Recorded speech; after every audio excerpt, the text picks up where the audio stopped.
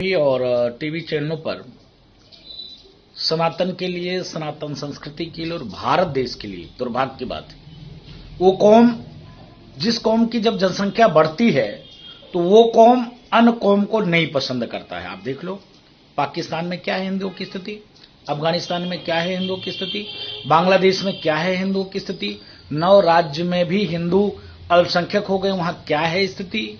आप समझो जहां 1 पॉइंट हम हैं फिर भी आरक्षण का लाभ हम 1 पॉइंट वाले नहीं ले रहे हैं, जो 99 पॉइंट है उनको मिल रहा है। दुर्भाग्य की बात है जिस प्रकार से हिंदुओं की जनसंख्या 1950 से लेकर और 2015 के बीच में घटी है, ये दुर्भाग्यपूर्ण है। आप समझो 8% 1949 से और 2015 के बीच में आप समझो कि 8% हिंदुओं की जनसंख्या पूरे देश में घटी है। वहीं पर मुसलमानों की जनसंख्या 15% बढ़ गई है। कितनी दुर्भाग्य की बात है। आखिर हिंदू कहां चले गए?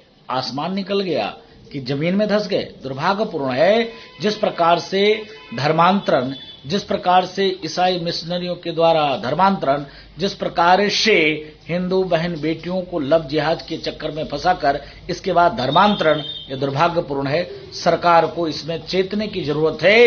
इसके नाते स्वस्थ सरकार का चुनाव करिए, स्वस्थ सरकार की चुनाव करिए जिससे इस पर बैन लग सके और भारत फिर धर्म के आधार पर बटे ना और न्याय हो हिंदुओं के साथ। जब जरूरत तो पहले से थी, पहले भी घोषणा, लेकिन उसको लागू नहीं किया, केवल यही कह दिया कि हम दो हमारे दो, और उस समय इसकी कोई भी कड़ा इसे कहा नहीं गया कि पालन करो। और परिणाम यह है कि हिंदू तो मान लिए, उनकी संख्या घटने लगी, लेकिन मुसलमान नहीं माने, उनकी संख्या बढ़ने लगी।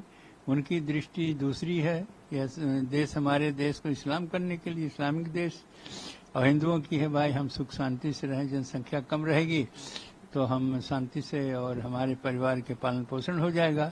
इस दृष्टि से उनकी संख्या कम होगी, उनकी संख्या अधिक हो गई, यही बात है बस।